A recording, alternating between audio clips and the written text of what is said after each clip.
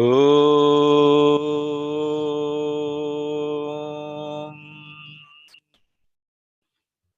Om.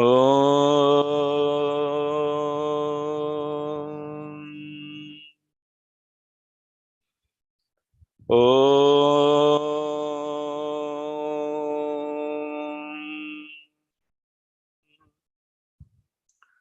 Shuklam Vishnum Shashivarnam Chaturbhujam Prasannavadanam Dhyajet Sarvasvighnopaşantayen Gurur Brahma Gurur Vishnu Gurur Devo Maheshwaraha Guru Sakshat Parabrahma Tasmai Shri Gurave Namaha Hridakashe Sadabhantam Shantamanandarupinam Jnanabhanumaham Vande Sadgurum Satyasayinam Om Shrim Hrim Klim Shri Gurave Shri Satyasayinath Shri Padukam Pujayami Namaha Om Shrim Hrim Klim Shri Paramagurave Shri Shirdi Sayinath Shri Padukam Pujayami Namaha Om Shrim Hrim Klim Shri Parameshti Gurave Dattatreya Swami Shri Padukam Pujayami Namaha Harihi Om Tat Sat Shri Saishwaraya Namaha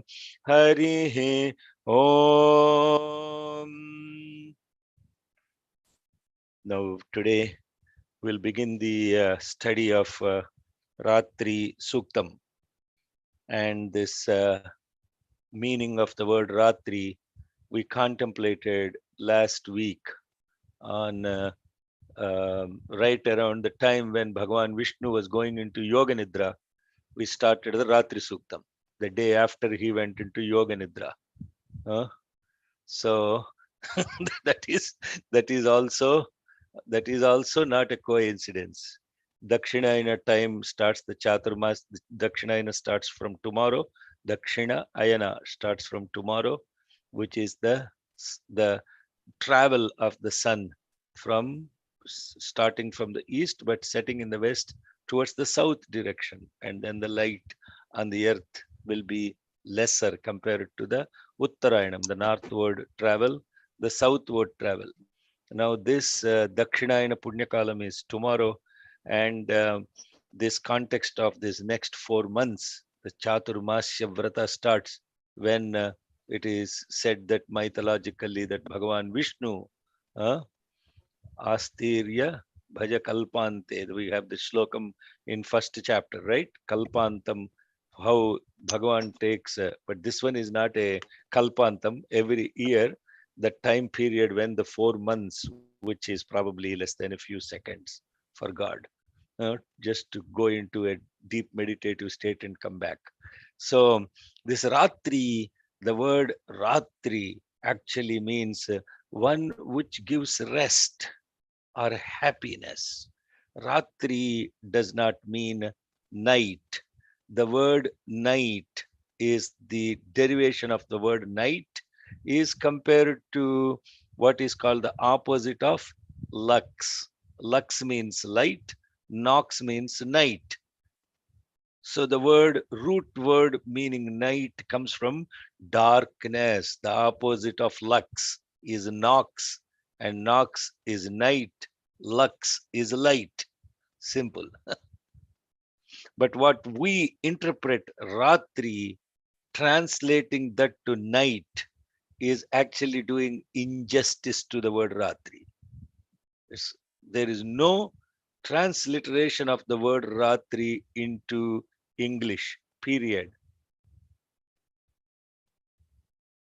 Therefore, how we interpret this Ratri, because we call it night, then immediately we associate everything associated with darkness to this Ratri. Ra means one where there is rest or happiness. Tri means the three, as in the resting of the body, the resting of the senses, and the resting of the mind. Three are rested. Ra, three. Now, this beautiful aspect about Ratri. She is the benevolent goddess that is ruling over the entire cosmos. Therefore, Ratri is not inauspicious. Ratri actually is auspiciousness. Contrary to how we believe night is inauspiciousness. Night is darkness is inauspicious, but Ratri is not. And there are all different kinds of Ratris, and this particular Suktam we are going to contemplate on. This Suktam, the Ratri Suktam, is what we are chanting. Is there are two Rigvedic chants that are done in Devi Saptashati Parayanam, as I explained last time. One is the Rigvedic Rātri Sūktam, and the other is Rigvedic Devi Sūktam. These are the only two Vedic chants. The rest of it all is shlokas and Purana. So these two are invoked because the mother, in the context of the place where everything rests or come to a rest, is during this time of Ratri. And there are two types of Ratris. One is Jiva Ratri, and the other is the most auspicious time, the Pralaya Ratri. But the mother is also described as Kala Ratri, is what is called as the Pralaya Ratri, when everything is dissolved, goes into dissolution. Kala Ratri, Maharatri, Moharatri, Shivaratri, Navaratri, all these different types of Ratris are very auspicious times. This particular word, this particular Suktam is actually more than 30 yajus in Rigvedam, but what we chant as part of Devi Suktam is only 8 verses. Only the very first aspect about the Ratri is chanted in this. And in this, there is also another Ratri Suktam, which is the Tantric Ratri Suktam. And the Tantric Ratri Suktam is what Brahma invoked as the description, or asking the mother to come out, the Mahamaya to come out of Bhagavan Vishnu,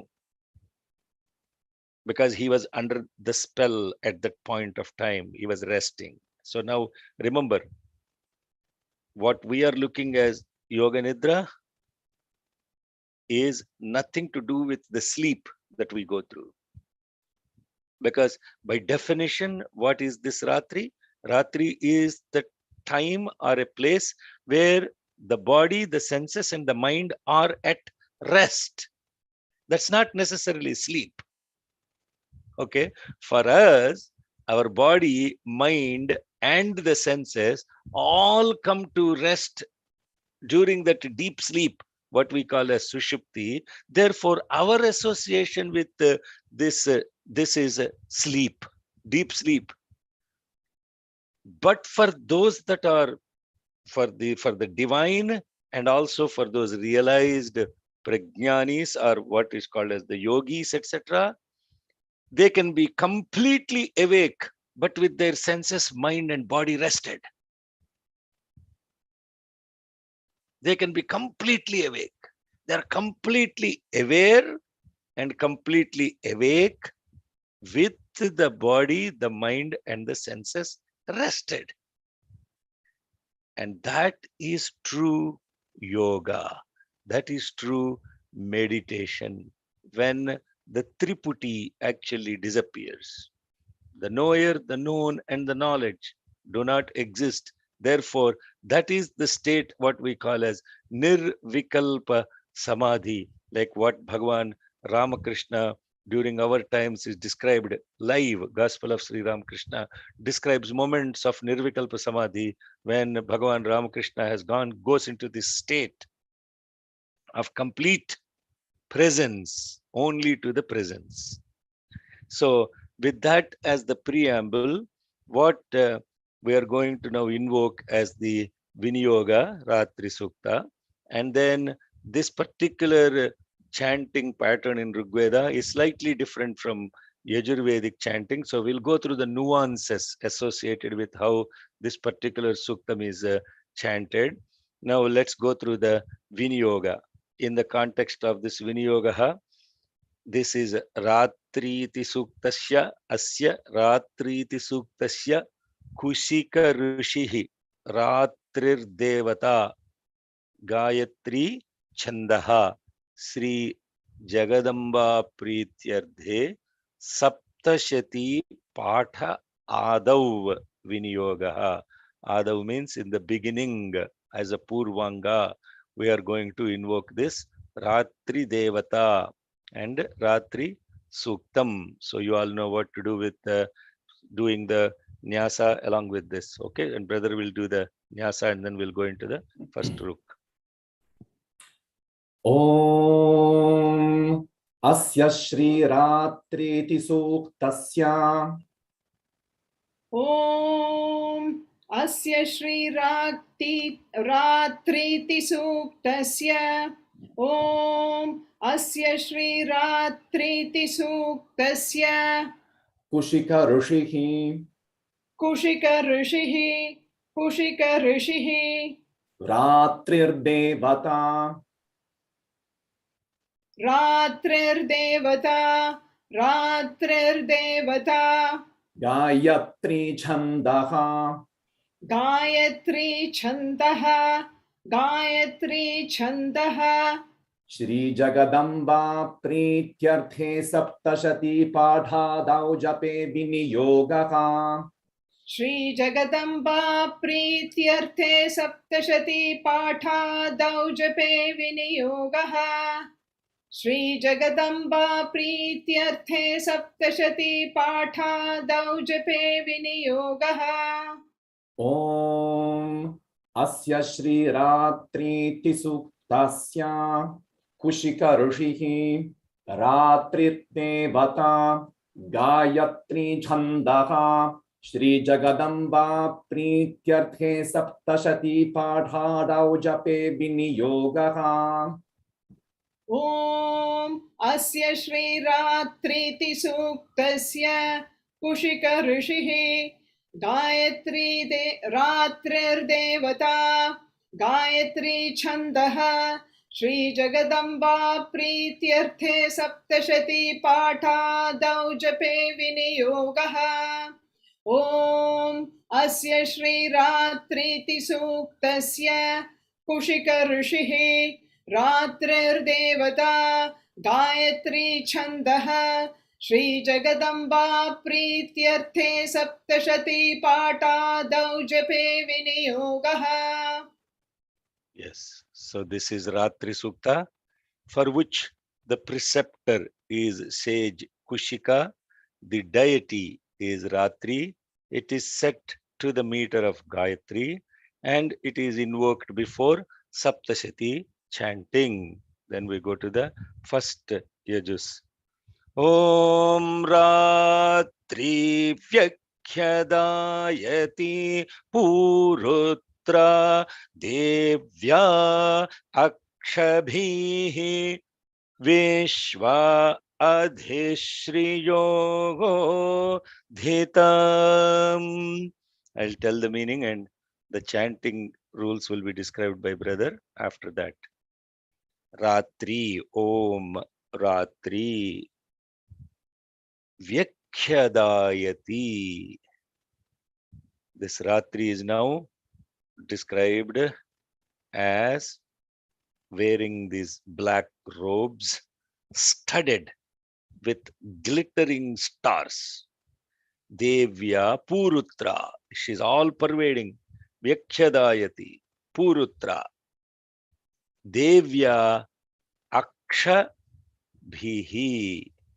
Devyāh, the word div. Div means luminous. Div means actually deva, devi, this devi, akshabhi becomes devyakshabhi. Akshabhi. Aksha means ice. Bhihi means plural. Akshabhi means innumerable number of luminous objects as her eyes. So what is this luminous objects in the sky that is actually that she's looking with?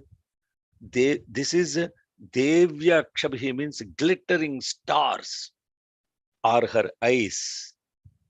Innumerable number of them. Then she is all pervading in the cosmos. Purutra. The word purutra. See, it is not actually purutra because in Rigvedic chanting the swaritam is pronounced as dirgham. That is, the brother will explain that. So purutra. Puru means purutra, the one which is all pervading and protecting. And she is viśvah for the entire cosmos. She is all pervading in the entire cosmos, not just the earth, the space and the atmosphere, which are in the purview of ours. Earth is bhumi, atmosphere is antariksha, and then devì is the space. So these three things are only in our limited perception. But what is present is a cosmos. And in this cosmos, there are zillions of galaxies. And there are stars that are actually getting born. There are stars that are shining for billions of years. This particular picture of the nebula that I was talking about, it is for almost 50,000 trillion miles away from the earth. The nebula, 50,000 trillion miles away from the earth. And when you look at that picture, you will actually get the idea of what is happening in this incredible cosmos. How are all these things getting born? How are these things manifested? And each of them 50,000 trillion miles, which is almost 6,000 or 7,000 light years away from the earth. You can still see these stars as glitters in the sky. And so this Ratri Devata is not, brothers and sisters, sleep or night. The very first mantra is actually giving a glimpse of what Ratri Devata is. Ratri Devata is, she is a deity that is all pervading, purutra, with glittering stars as its eyes, as her eyes. Devyāh, akshabhi, viśvah, adhi śriyodhita. Yes, now we'll get into the technical aspects about chanting this, and the swara is very, very important for this Veda mantras. Unlike the shlokas, where their swara is, we have only constructed it for the sake of convenience of common chanting. But here swara is extremely important. Let's go ahead, brother.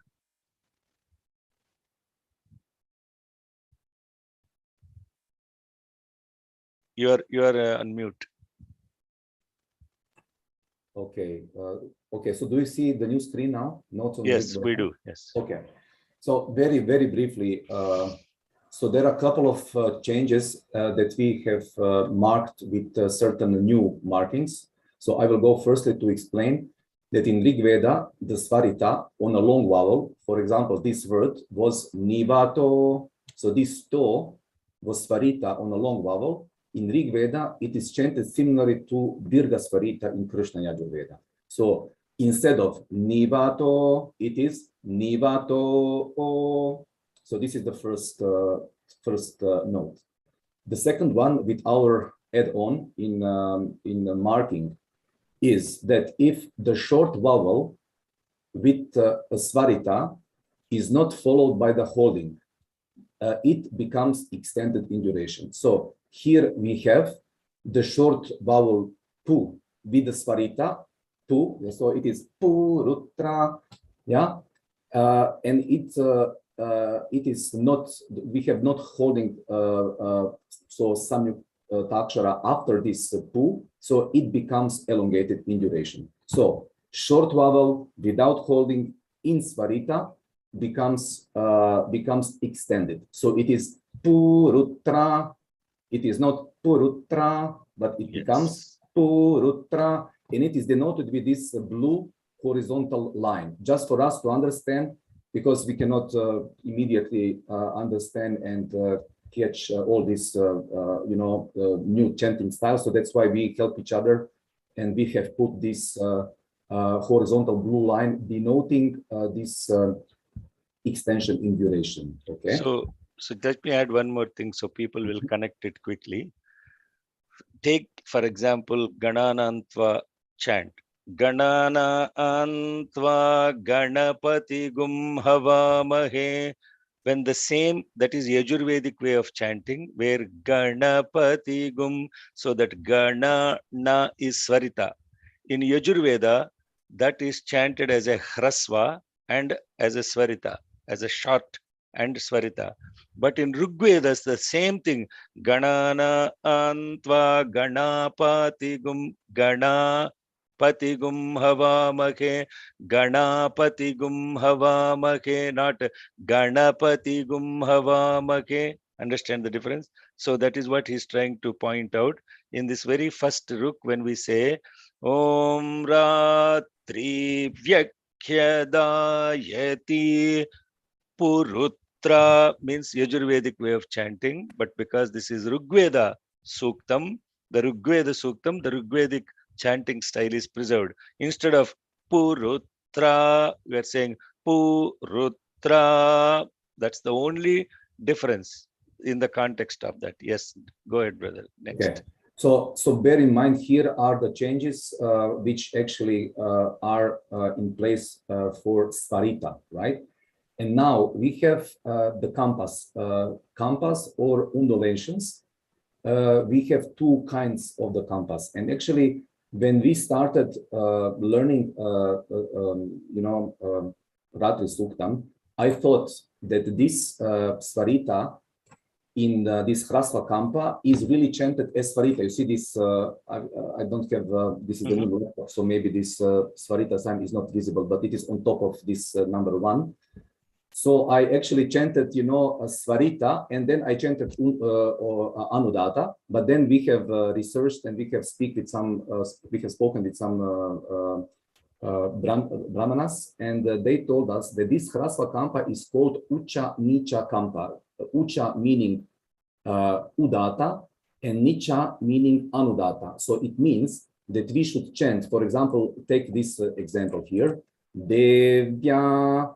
So this vyakhyadāyati, this is first ucha. So we chant this in anudata, but with elongation, like dirgam.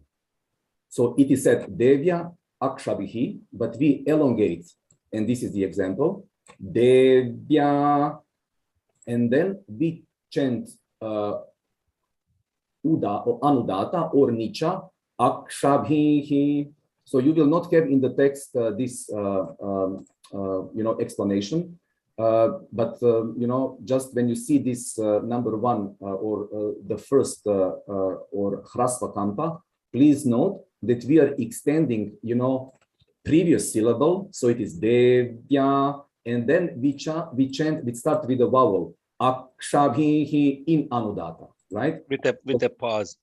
Yes, absolutely, with a pause. This is one of the chanting rule. When we have dirgham following by hrasvam in terms of the vowels, we need to pause. So devyāh akshabhi, pause means that we really need to stop chanting, right? Yes. Devyāh akshabhi, like this. So for example, sorry, brother. In some of the Rigvedic chants that you hear on the YouTube, they extend it too much, and that is not actually correct. For example, when you hear on YouTube some of the same Ratri Sūktam, you will hear devyāh. So Rātri vyakhyadāyati purutra, devyāh, like that. No, that is too much of holding. You should only do it as devyāh, akshabhi, like that you have to chant. So when brother will chant, you will see there is a 1 in parenthesis after devyāh.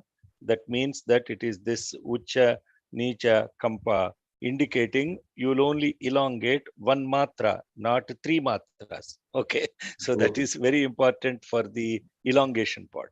Yeah, yes. It is the normal dirgham, 2 units of time, and then the pause is additional 1 unit only. Okay, so no need to actually overextend this ya, right? And just to recapitalize this first or second rule, you see you have he in svarita without any holding, at the end. So automatically we need to actually elongate it, and make it dirgham. So that's why akshabhi, and then the echo should be there because there is a stop, there is a end of the sentence. So devyāh, akshabhi. Okay, this is the first one, or ucha nicha kampa, meaning udvatah, anudvatah kampa. One another example, and then we will move with the practice. So devyu, udvatah, right? The same logic here. You before the number 1, so hrasva kampa got elongated. You, and then again the pause, because we need to start with another vowel, right? U, which is again the same pause we make. So 2 units of time you, and then 1 unit is the pause. So devyu, udvatah, and the same second chanting rule, taha, svarita becomes elongated because there is no holding following, right? This is very specific one. So Shekhar, please give me just half a minute more, because we need to really understand this change here. We have so we have anusvara before hrasva kampa. What we chant here, we don't chant vrkyam, okay? We don't chant this part like in elongation. We chant only a. So it is vrkya, and then the pause, and then anusvara is shifted with the let's say second part of the vowel, and then it is anvraktam. Okay, so this vrkyam, anvrakam becomes vrkya, anvrakam. So this is like something that this is probably an exception in chanting. Okay, yes. So we don't chant anusvara. Anusvara we shift in with the shorter vowel after the pause. Okay. Yeah, you will appreciate it when we go through specific chants. All these 3 examples are within Rātri Sūktam in the first, second, and on the 6th ruks. So you will notice those. So let's. I will not we won't go into that example for Devi Suktam. Yes. Okay. Okay. I will share now the text. Yeah.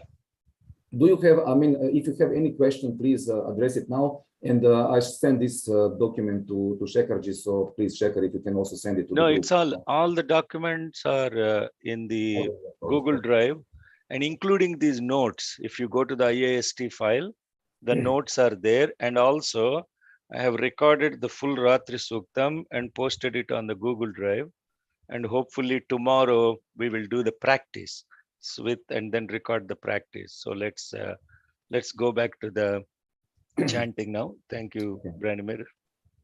Okay. Shall I chant? Yes, please. First. Okay.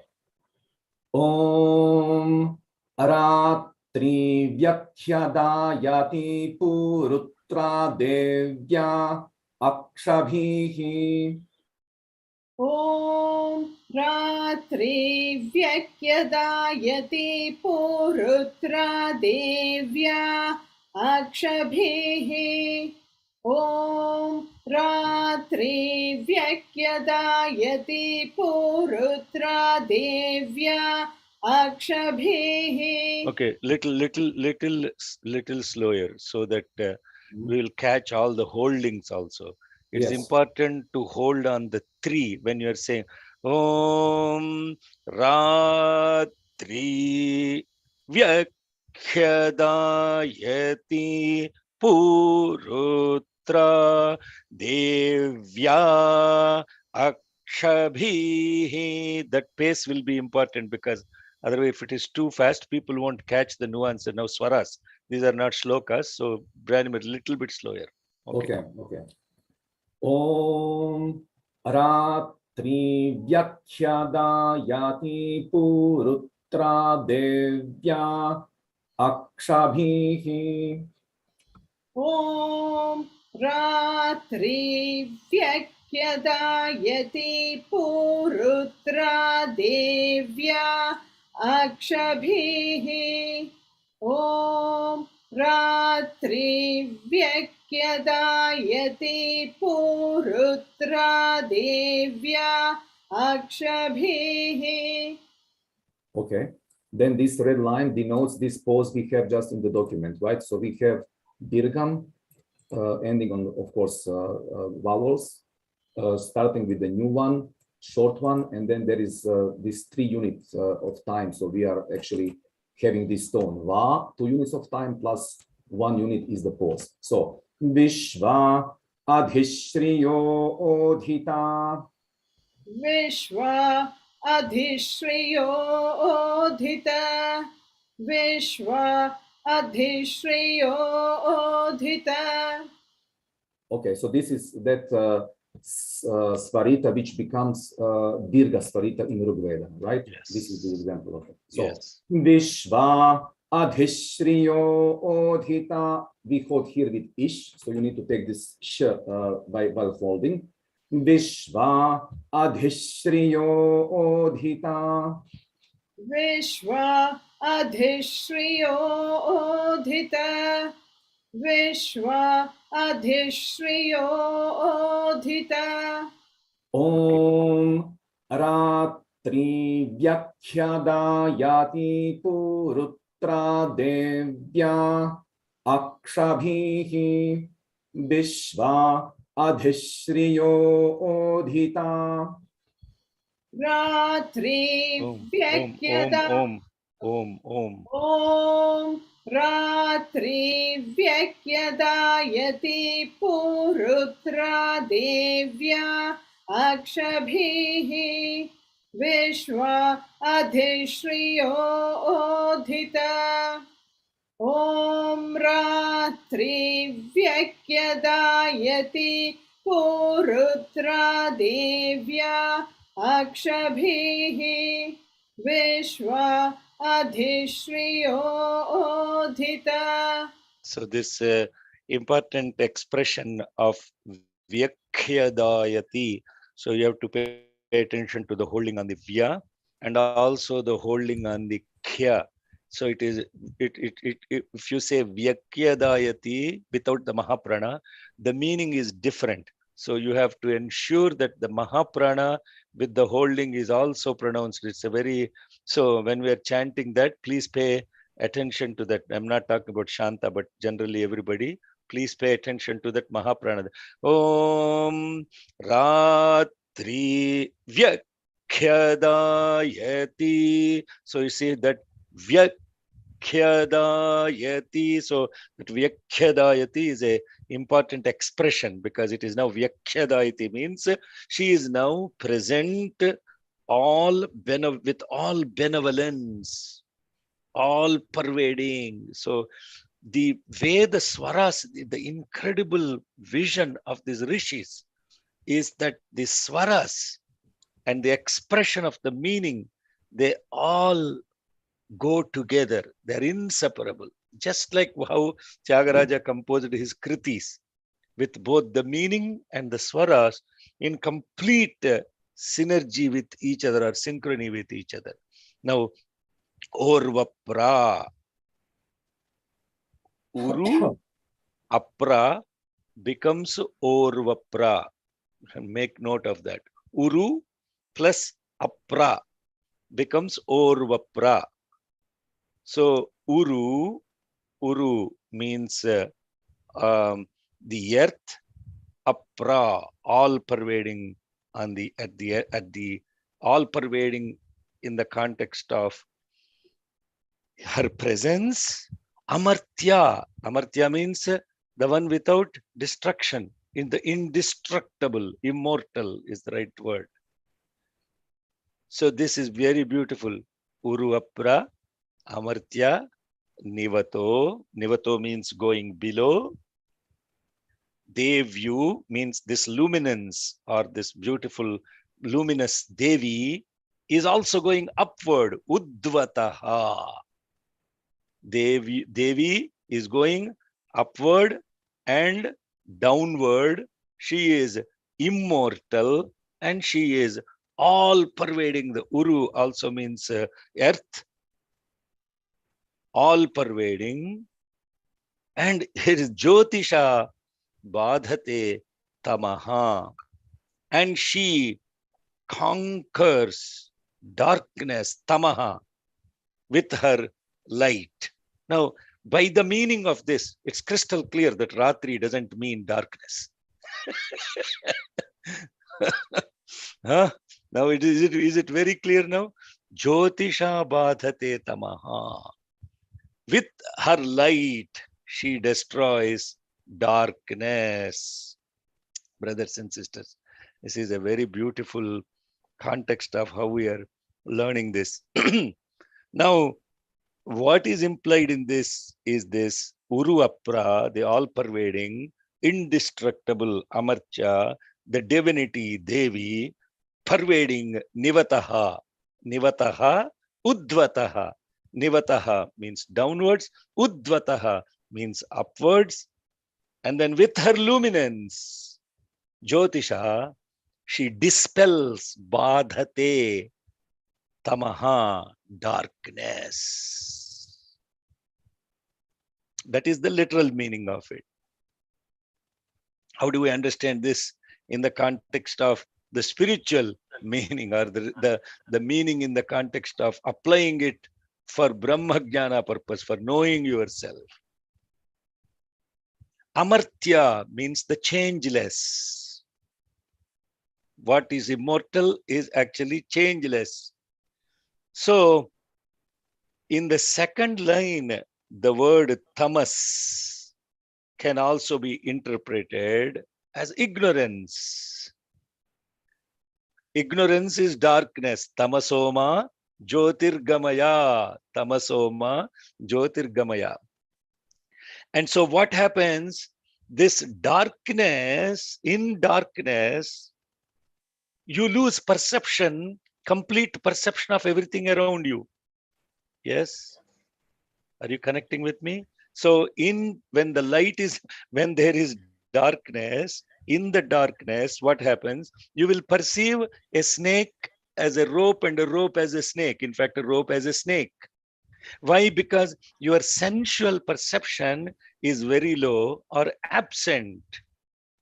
Similarly, in ignorance, your perception of the divinity is low or absent.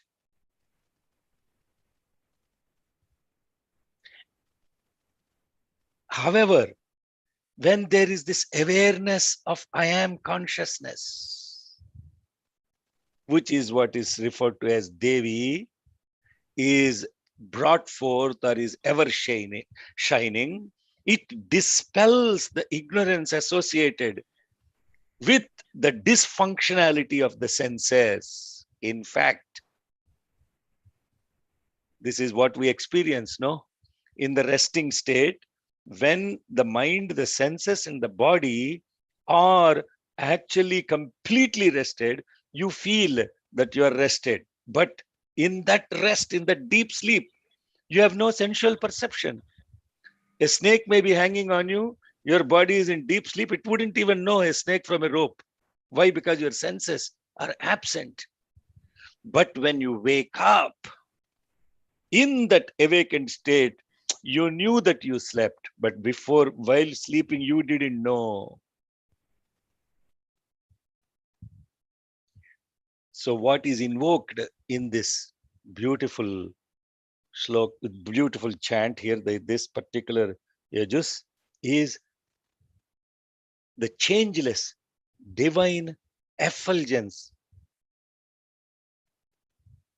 It persists through all the changing, dispels darkness once it is invoked. It is always present, but you are not aware of it. It is always present. How? Uru-apra. Uru also means interpreted as the body. It is in the body. In the body, it is amartyā. It is changeless. It is eternal. Nivataḥ means one which take you downward, which is the senses. Udvatah, your intellect, which takes you upward. It is present through all your body, your senses, and your intellect. Once it is evoked, jyotiṣā, bādhate, tamah. Once you invoke this eternal, changeless effulgence within you, Tamasomā, jyotirgamaya. From tamas, you go to jyoti. Tamasomā, jyotirgamaya is the next line. Jyotiṣā, bādhate, tamah. Jyotiṣā, bādhate, tamah. Here you see it's a bādha. Bādha means dispelling, destruction. What is destroyed? Ignorance is destroyed. Tamas, darkness is destroyed. By what? By light. What is light? Knowing who you are. And that is, so this, when in the context of this particular shlokam, the first shlokam is invoking her presence. When I say her, because don't take it as a feminine from a gender context. It's only because it is referred to in these words as a feminine gender. We are calling it her, but it is he, it is she. It is actually that which is invoked. Uru-apra, amartyā, nivato, devì, udvatah, devyu, udvatah, nivataḥ, udvatah, devì, amartyā, uru-apra, jyotiṣā, bādhate, tamah. Yes, brother.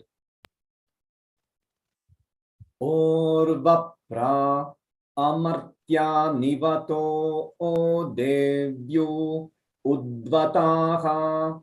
Okay, stop at amartyā so that people will catch. Okay. Uru-apra, amartyā.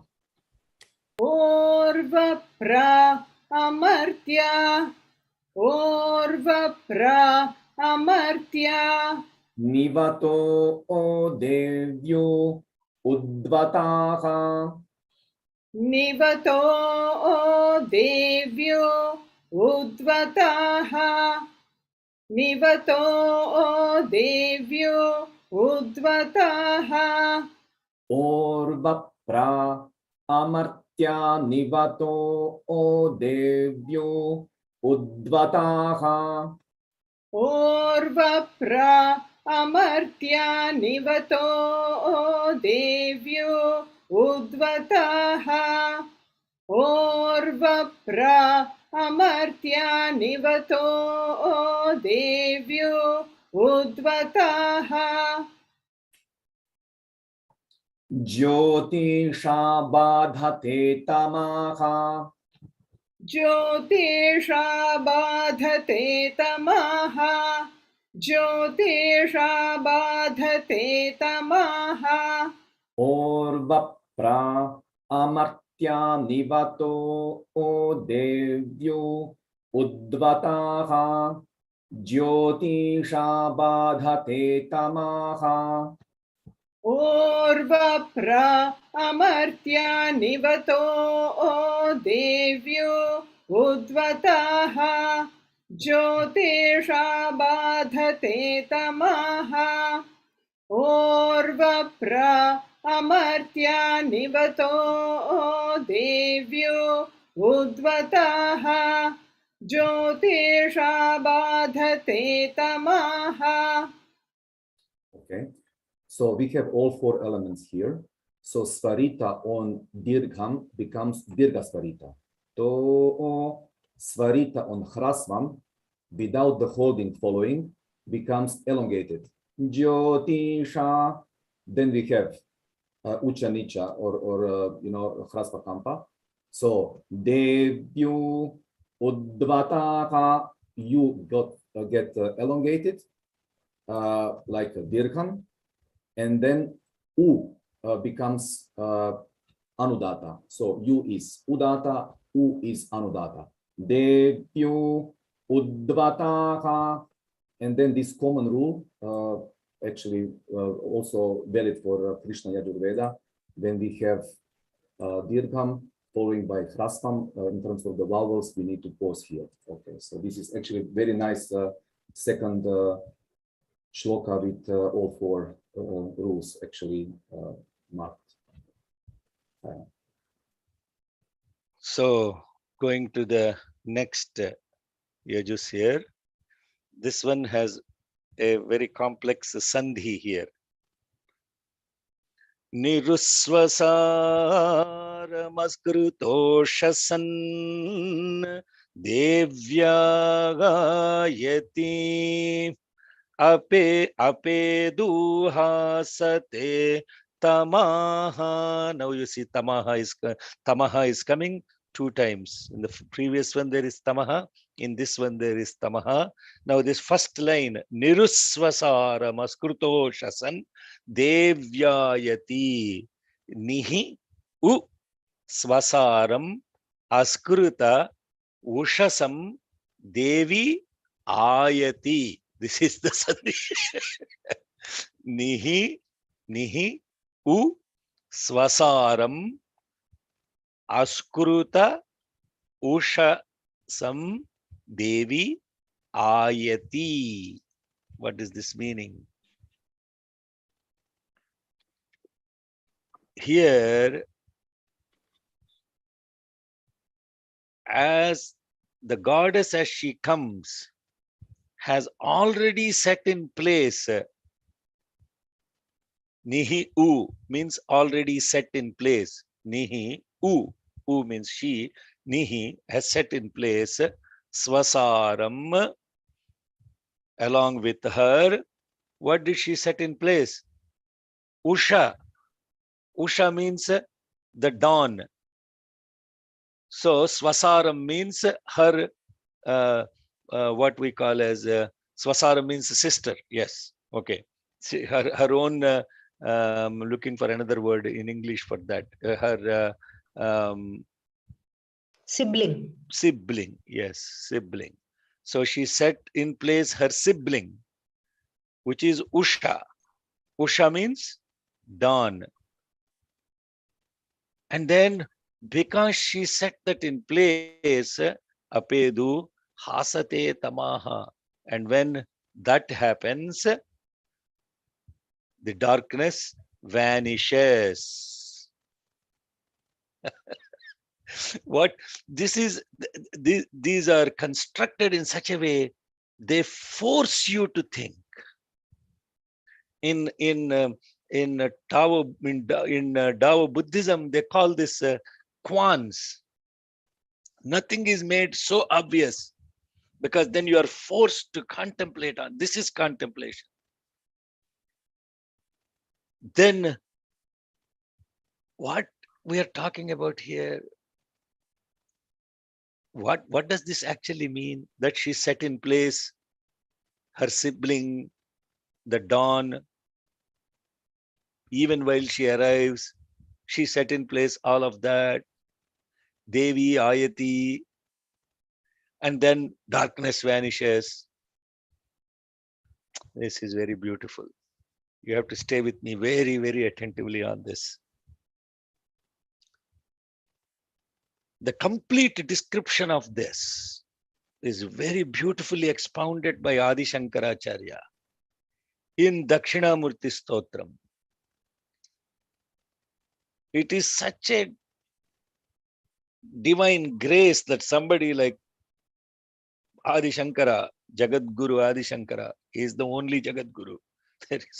He is the Jagat Guru. The word title Jagat Guru goes only to Bhagavan Adi Shankara, because he actually, his bhashyas and what he has done as commentaries and what he has done on explanation of Upanishads is the light in which you can clearly see and understand these things. Otherwise, you would have no clue.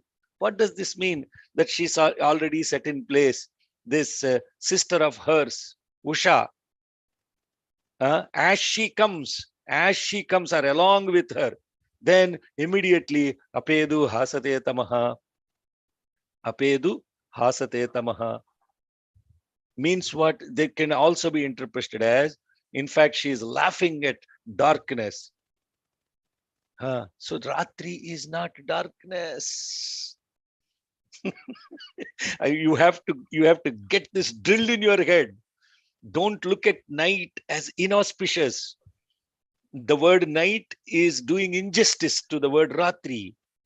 So here, while I was meditating on this, because of this grace of Guru Purnima, we chanted Dakshinamurti Stotram one of the days.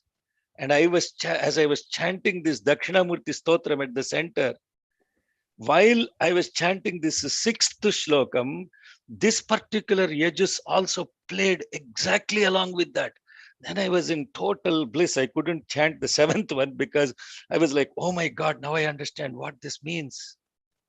And I'll explain to you what Adi Shankara says in this Dakshinamurti 6th one. Rahugrasta divakarendu sadrusho maya samachhadanat sanmatra karanopasamharanato yo bhut sushuptuf puman pragasvapsamiti prabodha samaye yah pratyabhijñāyate tasmai Sri Guru Murtaye namajidam Sri Dakshinamurtaye. In this, he is explaining what is an eclipse and how that eclipse is related to awakening.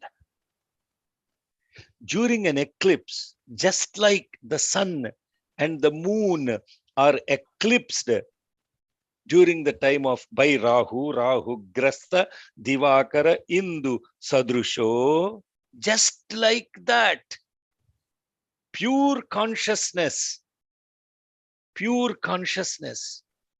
is eclipsed by Maya. Pure consciousness is eclipsed by Maya. What happens during an eclipse? During an eclipse, the shadow of the moon is obstructing the sunlight on falling on earth. Therefore, you get solar eclipse. And the other way around, no? Lunar eclipse, the earth comes between the sun and the moon, and therefore you get the lunar eclipse. Now substitute the earth with body, substitute the moon with the mind, and the sun with pure consciousness. You understood eclipse. Do this exercise mentally.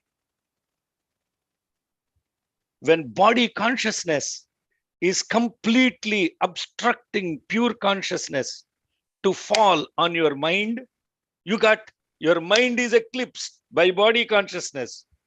This is lunar eclipse. When the mind is obstructing the pure consciousness to be pervading the body, then you got solar eclipse.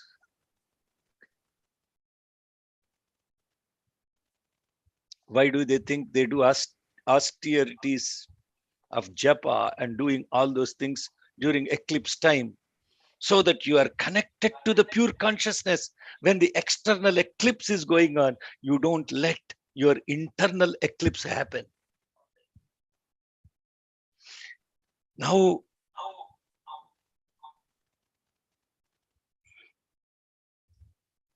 where we are connecting to this particular ages, 5 more minutes. I won't take too much time anymore. Rahugrasta divakarindu sadrisho maya samachhadanat. Therefore, what happens is sanmatra karana upasamharanato yo bhut sushuptuf puman. Just like that. So what happens? Just like that, Maya takes you into this deep sleep state where all your senses, your body and your mind are shut down, just like in an eclipse. For a spiritually elevated person, Sanmatra karana upasamharanato yo abhut sushuptuf puman.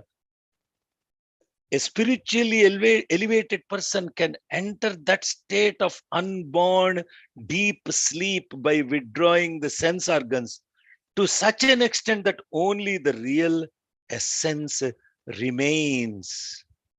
That state. So that means what? That means what? If you interpret this Ratri as something which is pure consciousness, and this pure consciousness prevails through everything, in that pure consciousness, there is already light. They are together. Pure consciousness and light are inseparable. They are inseparable. They are like sisters. They are twins. They are one with each other. When I was explaining this for the meaning of Bhadrakali, if you all remember, Jayanti, Mangala Kali, Bhadrakali, Kapalini, I was explaining what is Bhadrakali. Bhadrakali is light, right, hiding darkness. Kali is darkness, hiding light. They are twins.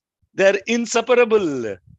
But in the context of that darkness, what we're talking about, Kali, is not actually darkness. That Kali is that pure consciousness that is hiding the Usha hiding the pure consciousness. This is like eclipse kind of a scenario. In that state of pure consciousness is experienced by spiritual awakening. The spiritual awakening is Ushas. When the spiritual awakening happens, tamah, the ignorance, is automatically destroyed. Are you with me? This requires incredible amount of attention and focus to even understand the language. I may be sounding like gibberish. When spiritual awakening happens, apedu hasate tamah. Immediately it is destroyed. Ignorance of I am the body, I am the senses, I am the mind is destroyed. Pragaswapsamiti prabodha samaye yah pratyabhignāyate means when you wake up in the morning, you simply say, I am already present, but you also say, I also had a great sleep or a deep sleep. I rested well, but you don't know who rested well. But for a spiritually awakened person, they're all the time in this awakening, and they can actually bring all these senses down. And in bringing that, the awakening is already present, just like a sibling. Nirusvasaram askruta ushasan devyāyati apedu hasate tamah. Do you want to do this slokam, brother? And we'll pause here. Nirusvasaramskrutoshasam Nirusvasaramskrutoshasam Nirusvasaramskrutoshasam devyāyati devyāyati devyāyati nirusvasaramskrutoshasam devyāyati Nirusvasaramskrutoshasam devyāyati Nirusvasaramskrutoshasam devyāyati apedu hasate tamah अपेदुहासते तमाः अपेदुहासते तमाः निरुस्वसारमस्कृतोषसं देव्यायाति अपेदुहासते तमाः निरुस्वसारमस्कृतोषसन् देव्या आयति अपेदुहासते तमाः निरुस्वसारमस्कृतोषसन् देव्या Ayati अपेदुहासते तमाः. So the last one that we contemplated on, in very simple understanding, when the body consciousness, the senses, and the inner faculties are shut down, spiritual awakening occurs automatically, and when that awakening happens, ignorance is destroyed. That means ushas means the dawn or awakening is associated with this state of presence where there is body consciousness, senses, and the mind, as in the antakarana, the inner faculties, are shut down, lowered. What remains? What remains? If you have body consciousness, senses and inner faculties are turned off, what remains?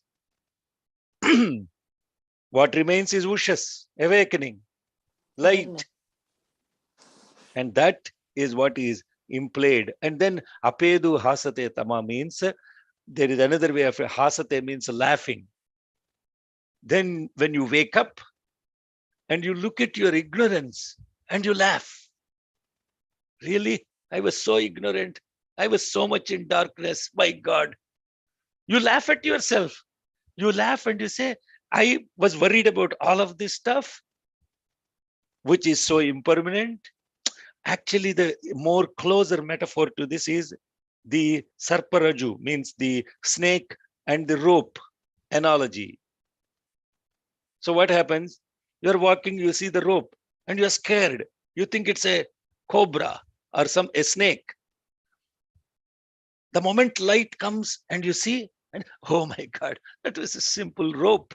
I was so scared. Why was I scared? So you laugh at it. You laugh at your own ignorance when you awaken.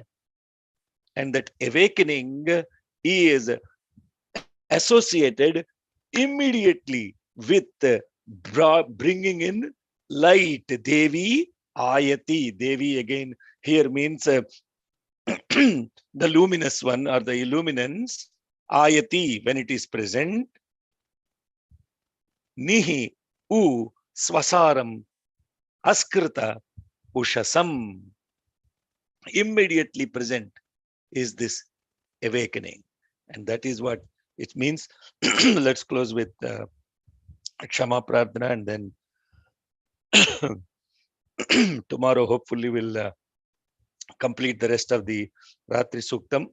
And most of you might have gotten the email about monthly Devi Saptashati Parayanam. The next one is on August, when did I say? August 6th. Yeah, Saturday, August 6th. I will send the sign up next week.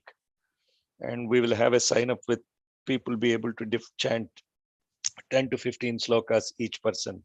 So be present. And all these dates were chosen based on the calendar related to an Ashtami or a Trayodasi or a Chaturdashi. And so that's how we constructed it. It's once in a month. And like once in a month, Ekadash Rudrabhishekam. Now we have to do this Shiva Shakti sadhana in preparation for Branimir in Kraniak.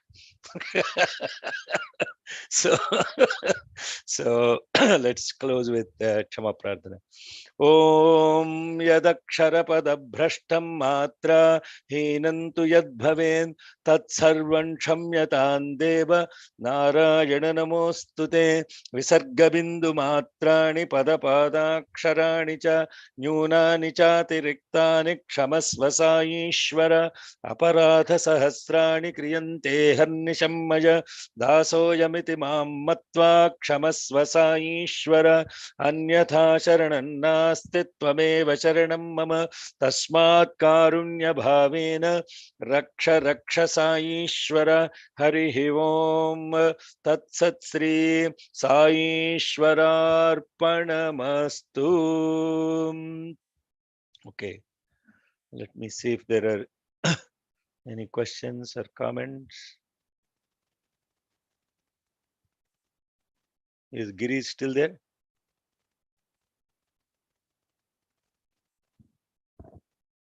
Giridharan, are you there, Kana? Yes, Shekhar Garu.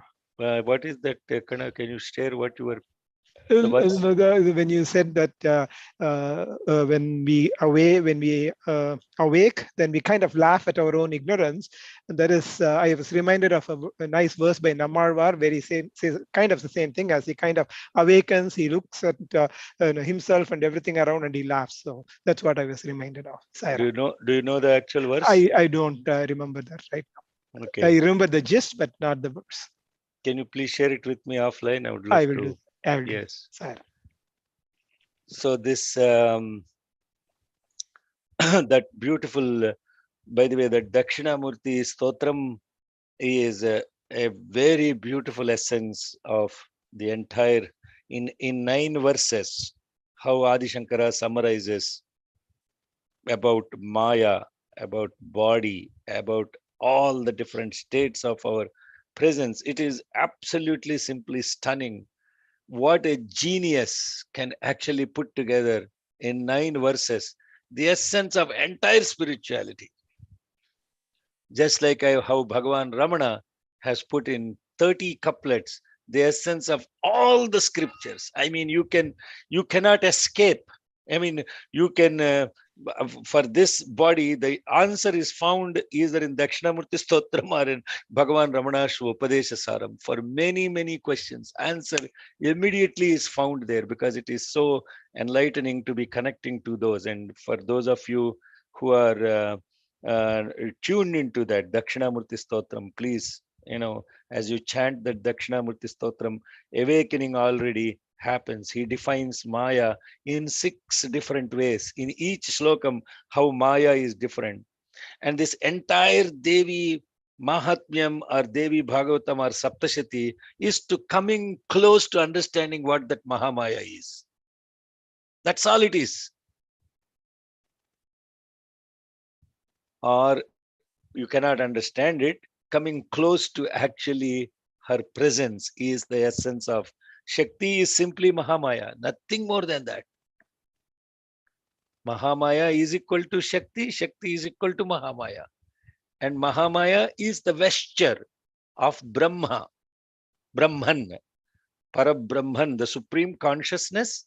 When it wears this vesture called Mahamaya, becomes Ishvara. These are the technical terms. When you use the word Ishvara, Ishvara means Brahman plus Mahamaya is equal to Ishvara. And this Ishvara, when we refer to Ishvara, that means already associated with Mahamaya. During the time of Kalaratri, what simply remains is the Brahman, and during the time of this evolution, he uses Mahamaya to create, and he uses Mahamaya to dissolve. So this is the Mahamaya is the vesture, or he wears the vesture. This is very beautiful. I mean, this whole Ratri concept, this Ratri Devi is actually referred to is Mahamaya, not anything else. Ratri doesn't mean night. I think I said this 15 times now. You have to, because I want you to erase that word night from the terminology of Ratri.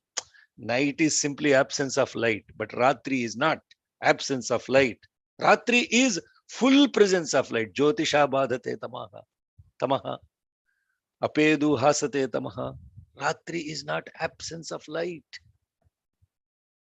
Yes. Any other questions? If there are, oh, looks like people are very clear today. Any? No, Yes. today it is going above. It's going above. That way you are all silent. Ah. What is going above? Udvatah, devi, udvatah. Going above.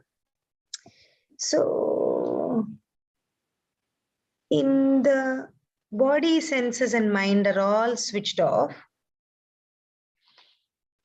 In the sleeping, but for the awakened, even, just now you said something, for that person, the awakened one, they can, no, when a normal person like me is sleeping, the body, senses and mind slept. I lost the question. So yes, so the awakened one has can switch off their body, senses and mind, and can be are present at all the time, still present to the presence.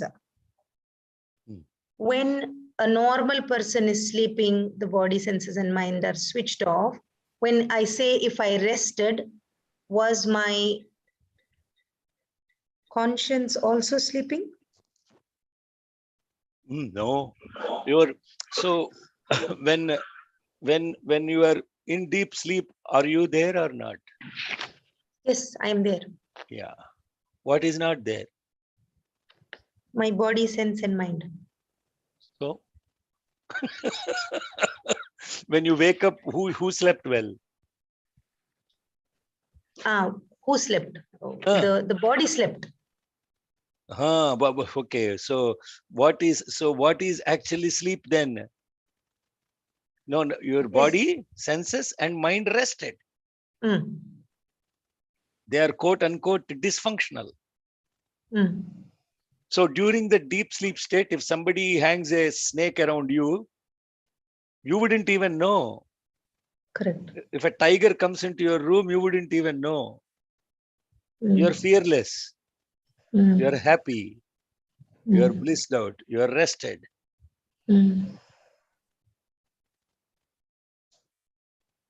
So what it means is, for the awakened one, the fearless, the ever happy one, all those things are shut down. Therefore, they're fearless, they're happy, they're abhaya, they're ananda, they're asanga.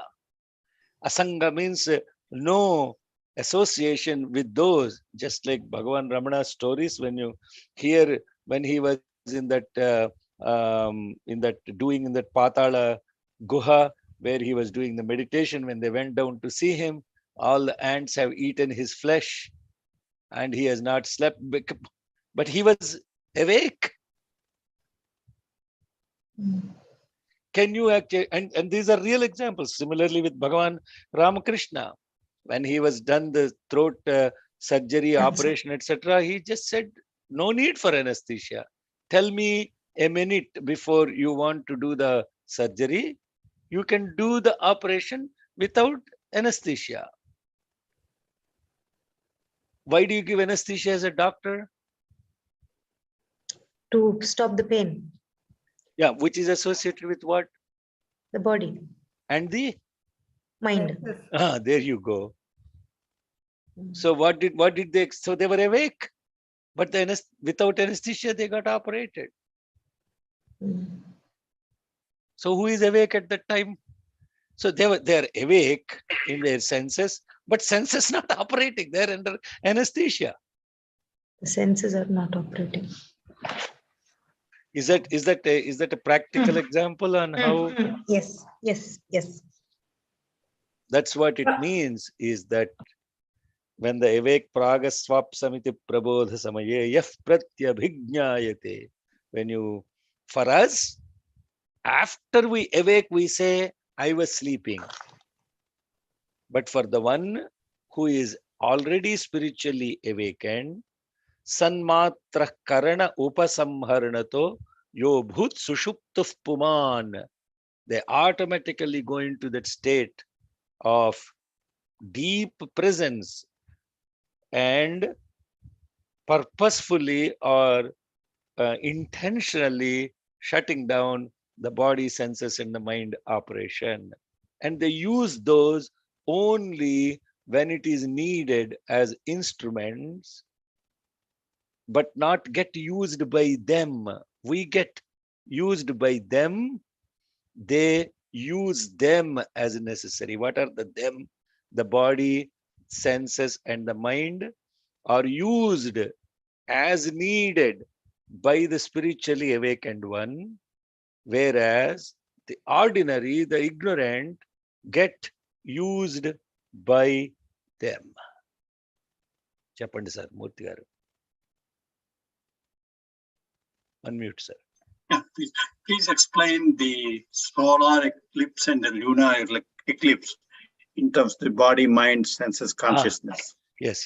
So Sairam sir. So maybe I went through that very fast. So we all know what happens during solar eclipse. Let's get the physical reality straight before we go to the spiritual reality. The physical reality is solar eclipse is when the moon's shadow falls on the earth, obstructing the sunlight. That is solar eclipse, correct? Did I get that right? Okay, I think I got it right. Okay. Then the lunar eclipse is when the earth obstructs falling of the sunlight on the moon. Therefore, the moon gets shadowed by the earth. So far, so good?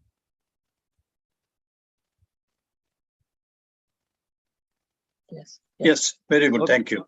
Okay, Yeah. now yeah. substitute moon with mind, Mhm. earth with body, Okay. and Thank sun you. with sun with pure consciousness that is ever shining. Excellent. Very good. Then very clearly the mind is eclipsed by body consciousness. Right. The body is eclipsed by the mind in darkness. Thank you. Excellent. But the pure consciousness is always shining. Thank you. That's why during the eclipse times, you do japa, you do contemplation, you are required to sit still and meditate or do japa or do something that keeps you in the presence of supreme consciousness. Now, all these austerities of the so-called ritual, because we didn't understand what it means. Hey, who cares, man, but we don't understand that everything inside is everything outside. I was listening to this lady the scientist from NASA. She was explaining this, and I got stuck in this nebula thing because for the first time in so many centuries of investigation, they have the right tool to actually get through that what the Hubble telescope could not do, get through the clouds there, see beyond the clouds around the nebula, and now able to see the birth of the stars and all this incredible presence of that. Then she was saying, my God, if we had the powerful tool, like how much gold they used to send that infrared light to penetrate through all of that and to see that. And I was listening to that and said, in the spectrum of light from V to R, from the violet to the red, beyond the red is infrared. Beyond the red is infrared, and that's called aruna. Arunam Karunataram Gitakshim. If you have the eyes of the mother, the divine mother, the Mahamaya, and when she lifts, you are able to see the pure consciousness. Maya Samachhadanat. Beautiful. Rahu Grasta Divakara Indu Sadrisho Maya Samachhadanat. You are eclipsed by this Maya. And then that Maya lifts, you are able to see that. So will the Maya ever lift? And what is Maya lifting? We can go into all of that stuff, but you get the concept about here also saying Nirusvasara Maskruto Shasan devyāyati apedu hasate tamah. Yeah, I cannot. You simply get blissed out in looking at the visionary of these sages, which is beyond the comprehension of the entire intellect of the humanity put together. Why? Because they had the absolute tools, or maybe lack of, to connect to that. Which way you can interpret? Do you need the tools or do you don't need the tools? So that is what. So no, thanks for clarification on the eclipse. Okay, any other questions? But are the eclipse then unauspicious? Even a solar eclipse or lunar eclipse are unauspicious, both of them? There is nothing called no. Very good question. What the religion does is to instill fear so that you will abide with the rules.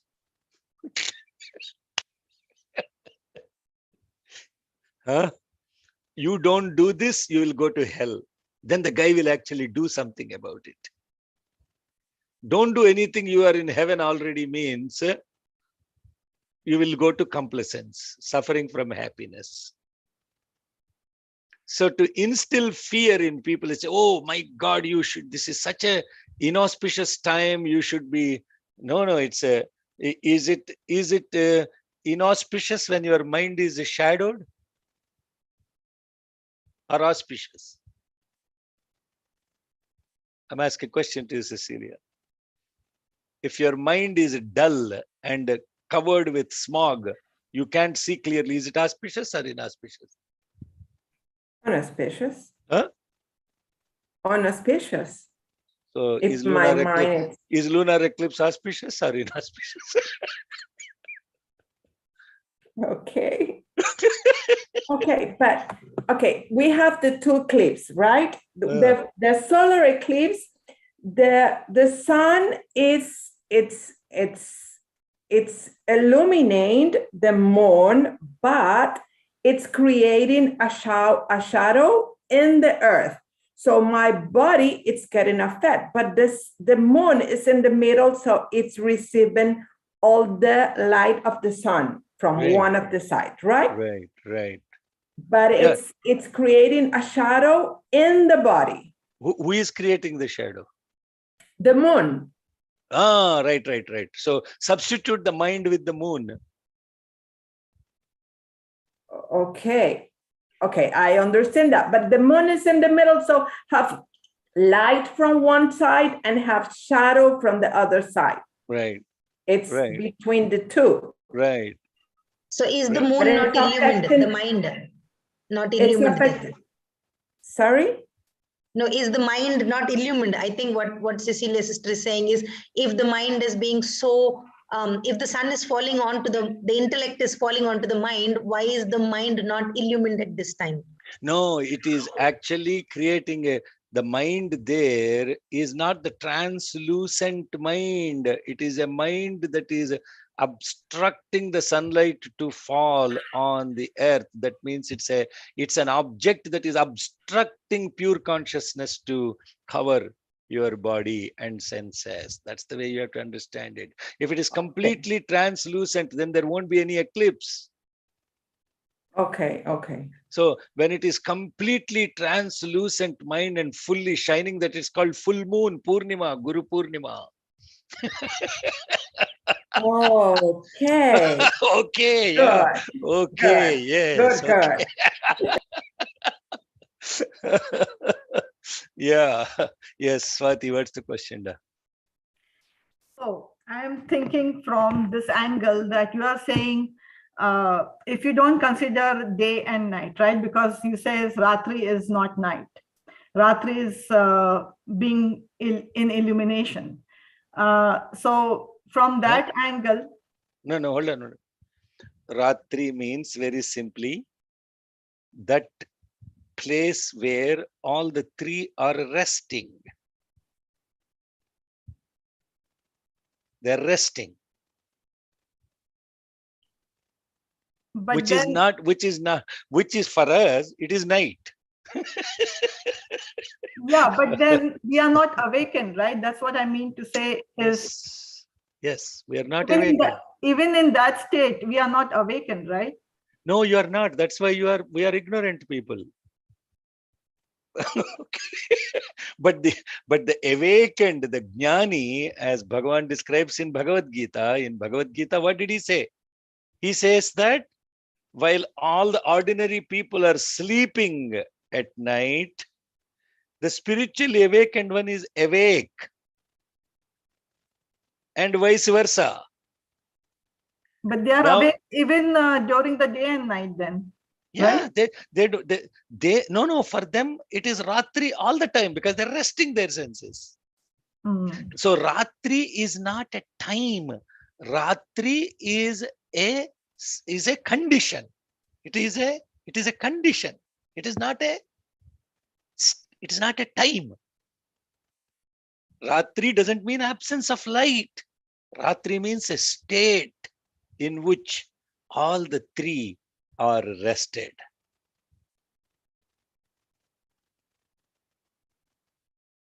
Yeah? Is that making sense? Don't try to make sense out of it. Just to be present. It doesn't necessarily means awakening state, right? You can call it what say. This is like, it's like where is your house opposite to church? Where is the church opposite to my house? It is stating the same thing in a when all the body, mind, and the senses are in a resting state, means they are not dysfunctional. They are explicitly made not active. They are in a state of hibernation. That is deep sleep, hibernation.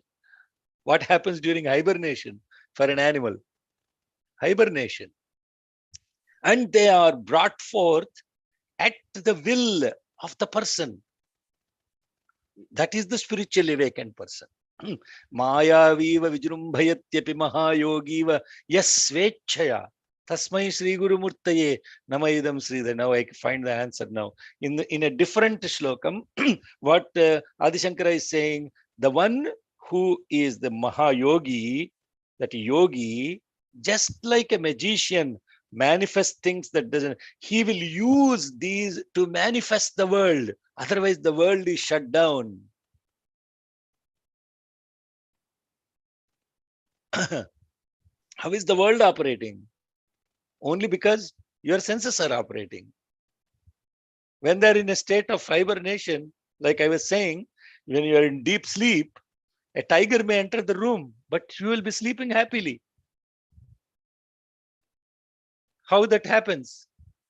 Similarly, the fearless one is the one where all the senses are now in a state of hibernation, and they use or they bring them forth to express at their will, not because of, they are not operated by the mind senses in the body. They operate the mind senses in the body. The difference between the two, you are clear, no? Yeah, when you say they or whoever, the awakened person, so what is that? Is that the awakened state is bringing forth the senses and the body? No, in fact, in that awakened state, these things are all present in that awakened state, but then you choose to shine light on those, and therefore they express themselves. Yes, you understand? So only when the light falls on something, the object is illumined, isn't it? it's easy to understand, but when you go to that stage, then probably I'll understand more. No, when you understand, if you come back, you won't be able to express.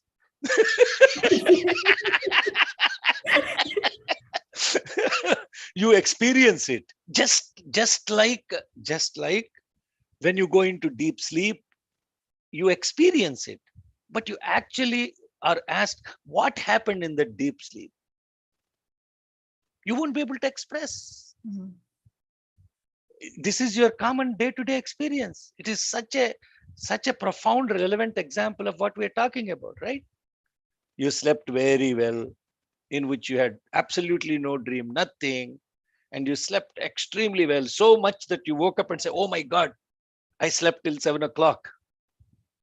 Then you are asked, what happened during that state? You wouldn't know. You cannot tell, this is what I experienced in that state. But the people around you will tell you snored like hell.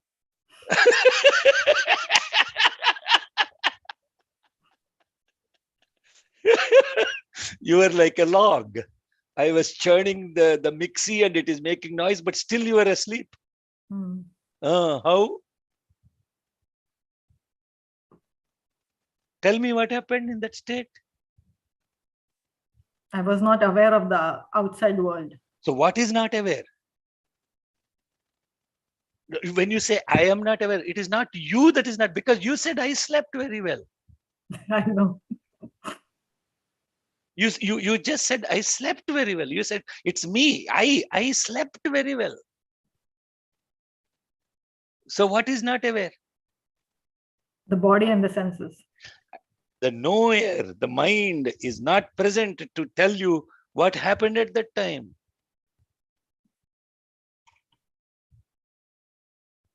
So now that is that we can go around. So then when you wake up from that ignorance, then is apedu hasate tamah. Oh my God, was it me? I was in slumber. How could I have slept like that? Even I didn't pay attention to the alarm clock. And you awake and you said, oh, then you're awake and you're saying, similarly, when you're ignorant, you look at the rope and then you feel it is a snake. And then when the light comes and you say, come on, how could I have not? So what didn't operate very well in that darkness, the dullness? So this is, but what we are talking about, Maya Samachchadanat is our case, but for the spiritually awakened one, they're fully aware. That's the difference. They're fully aware and present. Nirvikalpa samadhi. That is what it is. Why did he give us the senses and body then if we have to be in that state all the time? Oh, yes. Okay. Now, why do they exist? Why do they exist? That's the question, right? Yeah, but because we are so entangled, we is always... No, why do they exist means, okay.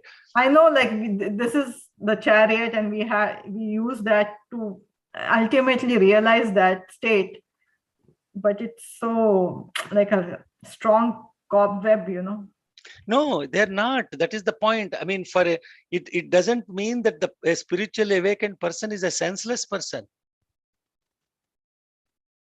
They're completely sensible. They are so sensible that their love is uncomparable. But love not as an emotion, but love as complete presence of knowing this as that. So this is a beautiful question you asked. Why do I then have my senses and my mind, etc.? The only reason why they exist is to actually know that you are nothing different from that you are perceiving, even with senses.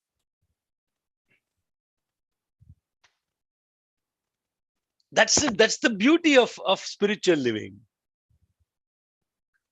For the spiritual person, it doesn't mean the world disappeared and everything doesn't, nothing like the world exists. Just like Just like for an ordinary person, the world exists. The world also exists for the spiritually awakened, but they don't see the world different from themselves. And that's the purpose of. That is the Mahamaya. That is coming so close to Mahamaya. That is what is Devi Saptashati is all about. Yes, be grateful that you have the mind and the senses. Never be grateful that you have a body too, because Bhagavan says very beautifully, Sharira Madhyam Khalu Dharma Sadhanam. It is a tool. It is a tool for knowing yourself. And that is the only thing that a human being has, and no other species out of 8.4 million species have. So we are uniquely blessed to experience both sides. But we only express one side, the world. We can't express the other, which is the oneness. Yes. Thank you. So we are constantly in Grahanam, isn't it? One second. So just to close the thought on that, what the yoga sadhana is about, this is the beauty of Vedanta, Vedantic path, the path of Bhagavan Sri Satya Sai Baba versus the other paths. Like in yoga, you put an effort to destroy all these tools. And in Buddhism also, it's all about nihilism. It's going to that emptiness, the shunya.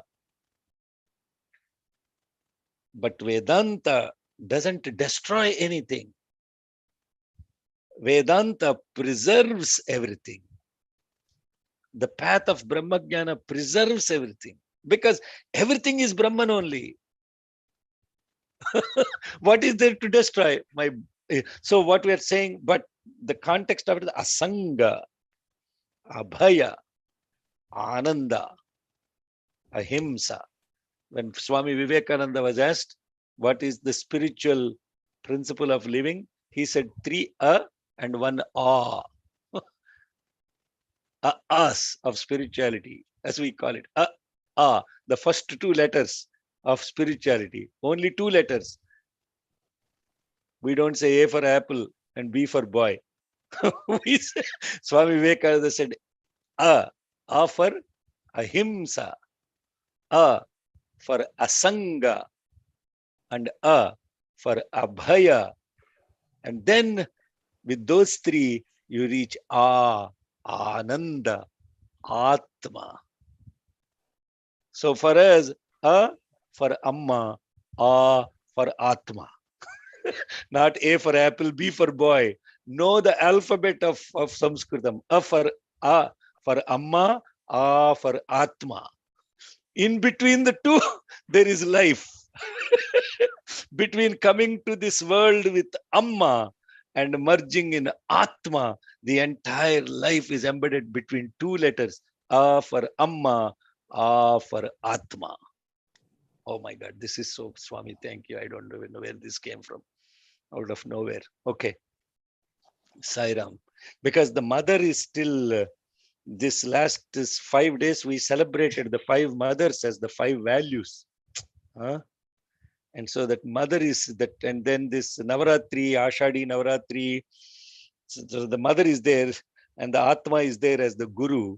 Ishvaro Guru Ratmeti Murti Bheda Vibhagini Vyomavat Vyapta Dehaya Dakshina Murtaye Namaha. So Atma is the Ishvara, the Guru, and the Atma, and A for Amma is the mother.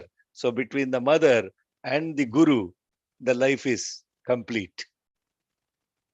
A for Amma, A for Atma. Murti garu is etla undi. Alphabet of Sanatana Dharma. Now I have to write an IT book and an alphabet of Sanatana Dharma. Alphabet for Sanatana.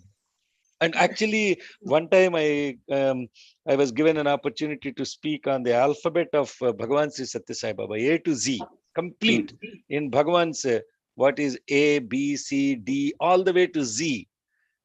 I've given a talk in the alphabet of Sai spiritual education. Wow. That's a different topic. Yes, Gayatri, your question. So we are always going to be in this. I mean, I'm trying to still contemplate it myself. The solar eclipse or the lunar eclipse with our grahanam, we are constantly in a grahanam because the body and the mind, what it is doing. Who is constantly in grahanam? Because we are not using our tools in the way that we need to use, and we are constantly outwards. No, we say we are constantly. Who is the we are talking about? Who is in grahanam? But that is what we did just now with the sun, the moon, and the earth. How it No, is ma, being eclipsed. An eclipse is not a real thing. It is a shadow. The sunlight is always there. A shadow is only appears when there is matter. So if you say never mind, doesn't matter, there is no eclipse. Say never mind, doesn't matter. No eclipse. Never mind, doesn't matter. It's beautiful. Have we ever connected to the very simple words that we use? Body and mind, right? Never. Body and mind. Never mind, doesn't matter. I'm not the mind, I'm not the body. Then who are you? Not eclipsed. You're free. You're free. Because never mind, doesn't matter. Chekarji Sairam, so to reach to pure consciousness, the body, mind, and the senses should be at rest. Am I understanding it right in that way? No, what we are trying to say is you're always present. Okay. But then in this presence, you are constantly churning with thoughts or aspects about your needs, etc. Just to take care of the needs, and then the rest of the time you are at rest.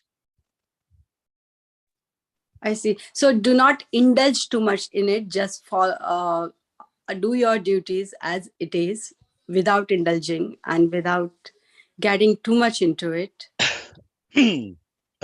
You can now extrapolate and interpret whichever way you want, and all of that happens in your own awareness. Okay. Yeah. You can now take that to this again. Then there is this equation of prayers, right? I don't know if you were present for that. Yes, I was. Yeah. So the pleasure, pursuit, purpose. You can take the equation, the pleasure in the context of sensual pleasures. Okay. And those sensual, Bhagavan, my God, I mean, again, everything that's being shared is Bhagavan only, but I have to remind this mind and this body that where it is coming from. That's why it goes back to the source. Vaka Shakti Nimittamaite Vyaktyautad. A Vyakti ki Rakti Kalgutundi. A Rakti Kanaka Bhagavantudipai pote Bhakti Ade Vishayalapai pote Rakti. Bhakti Mudirite Virakti. Virakti Mudirite Mukti. How many T's he has used in this quote? Now I am verbatim quoting him. Shakti, when it becomes finitized, becomes Vyakti, the individual. And when that individual has passion called Rakti, and that passion, when turned towards the world, becomes Rakti. When it is turned towards divine, becomes Bhakti, devotion. When the Bhakti becomes unconditional, it leads to dispassion, Virakti. And when Virakti matures, it gives you liberation, Mukti. That is the nutshell. Nutshell. That's so beautiful. Thank you this so is much. the this is the nutshell of the supreme guru called Bhagavan Sri Satya Sai Baba. He cannot have, nobody can actually put it in such simple words as Laval Sarwal. Right. Thank you. Yeah. Thank you so much. Totally blissed out. Thank you so much. Sai Ram. Okay, you are all blissed out now? Yes, Totally. me too. I'm also totally blissed out. What a beautiful presence of this Guru Parampara that you're seeing in this background here. That came right the day before Guru Purnima, and supreme grace of, and you all saw that at Cham, but that was, this is, as I say, this is the Guru Kataksham, this is the grace of Bhagavan, where everything, when you recognize how much love and compassion, and even so much this SSC children imbibing some of these things, and they were doing real life scenarios on how to application of non-violence, peace, and then taking characters like Nelson Mandela, Baha'u'llah, and Mahatma Gandhi, Abe Lincoln, taking those as examples of living human values. I was so blissed out with this 5 days of Guru Purnima celebration. This is the true celebration of the grace of Guru, and putting all those values into the 5 principles of living, learning, listening, loving, laughing, the 5 L's, and bringing that all together. This is the essence of what we are talking as. Bhagavan never said, shut down your senses. Bhagavan never said, don't live in the world. He only said, be in the world, but not of it. That is what is called as the ahimsa, abhaya, asanga, that leads to ananda. Jai Sai Ram. Chapani Murthy garu, question? No, wonderful. I blissed out completely. Anyway, when you get a chance, you may want to see a nice Telugu movie called Ah. Does it talk about Amma and Atma? No.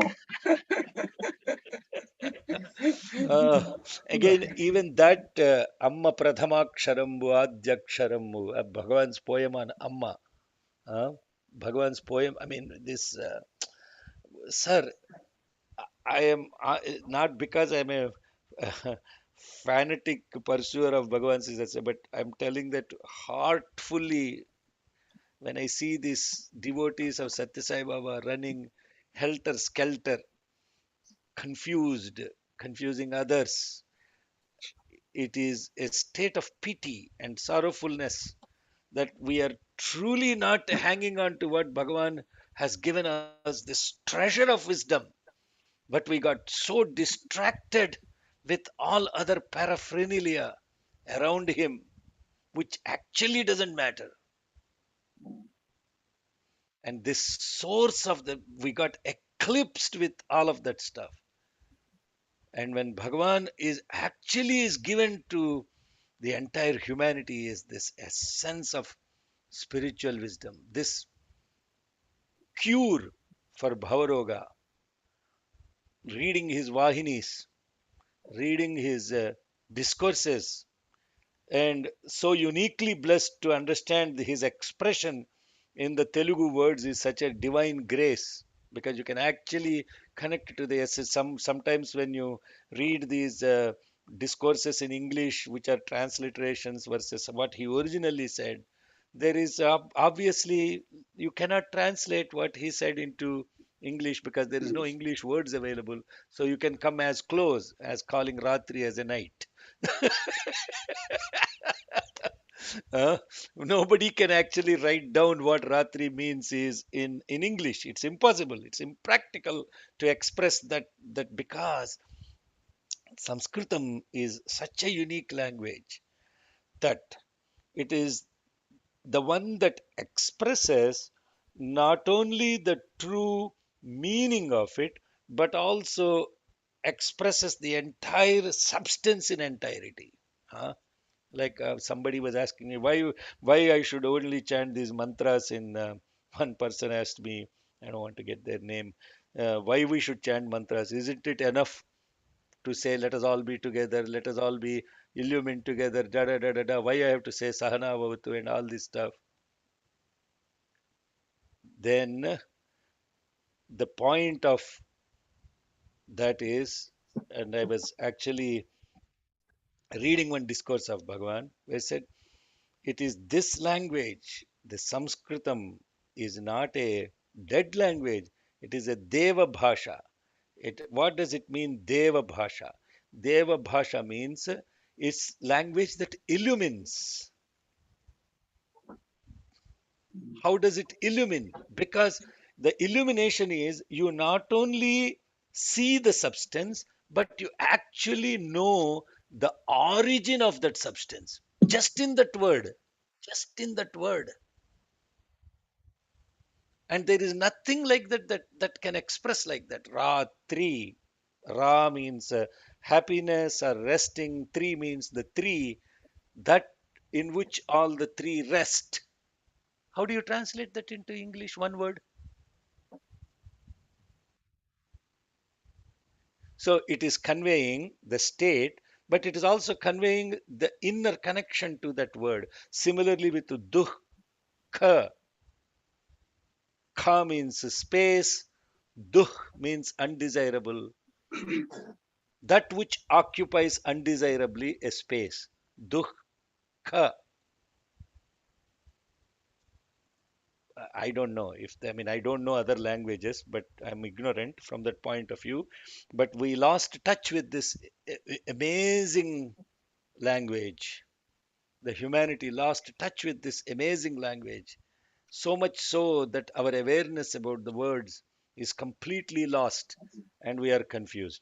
And it is when we read these discourses of Bhagavan, how he explains even Gita Vahini, the complexity of Bhagavad Gita in such simple words, where he defines what is the person who is spiritually awakened, the one who sees the universe in the specific and the specific in the universe. There cannot be any simpler definition than who is the wise one, seeing the universal in the particular and the particular in the universal. That is who is Sthita Prajna, the one with steady wisdom. Okay, let's close with sorry, somebody is asking a couple questions here, or they're only thank yous.